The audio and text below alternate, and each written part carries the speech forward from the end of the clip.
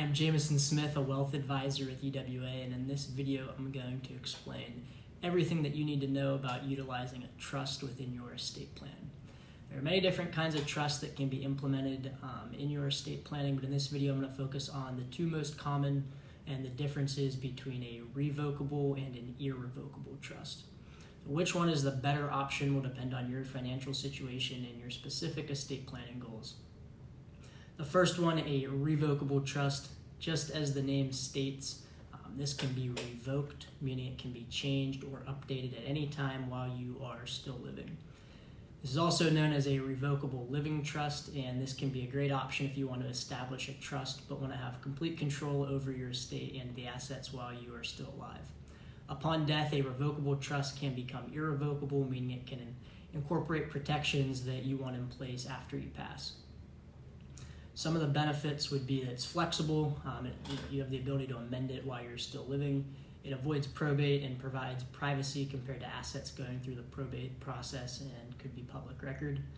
Money is still available while you are living. If you set this up to spring into an irrevocable trust for children, it can be creditor and divorce protected once you pass, depending on the specific state law.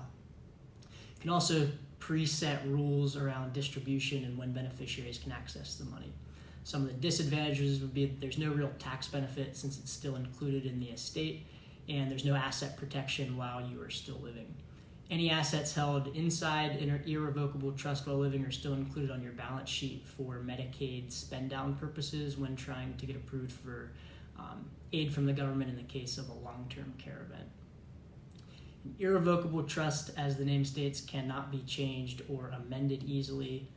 Very few instances that allows changes, but in most cases, trustee and all beneficiaries must approve any changes that you would want to be made. Advantages would be tax benefits. Assets held in the trust are not incorporated within your estate and could save you 40% on federal estate taxes if you're over the exemption. Asset protected while you're living, and since the trust owns the assets, they're not on your balance sheet when trying to qualify for government benefits like Medicaid. Some of the disadvantages, they're subject to higher tax rates. Income generated is taxed separate from you and generally at a much higher rate than your individual rate. They have to file an additional tax returns. This can be complex and pretty hard to understand sometimes. But what's right for you, this depends on your net worth, your goals. If you want to maintain control, then generally a revocable trust is better. If you have a larger estate, an irrevocable trust can help save you on estate taxes by using this as a mechanism to gift into it each year. It's important to consider what assets you do hold within the trust. As of 2021, if your income is over $13,050 within the trust, it's taxed at 37%. So you don't want to hold assets that have dividends or capital gains. Avoid things like corporate bonds and dividend-paying stocks.